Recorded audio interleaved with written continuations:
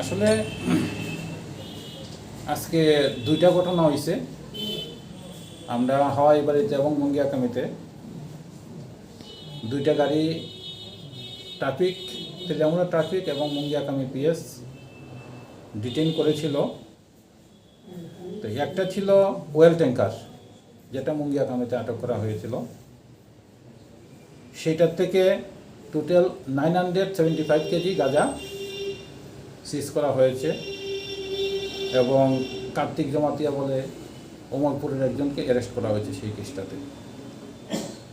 আর হাওয়াইবাড়ির যেই ঘটনাটা যেটা হলো, এটার থেকে গাঁজা সিজ করা হয়েছে 476 কেজি এবং এই ঘটনাতে লালমোহন রায় এবং পঙ্কজ রায় নামে দুইজনকে আটক করা হয়েছে, যাদের বাড়ি বিহারে।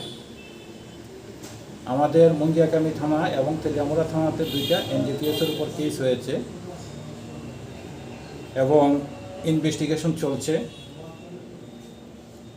এই দুইটা ঘটনাতে টোটাল সিজার হলো 1451 কেজি।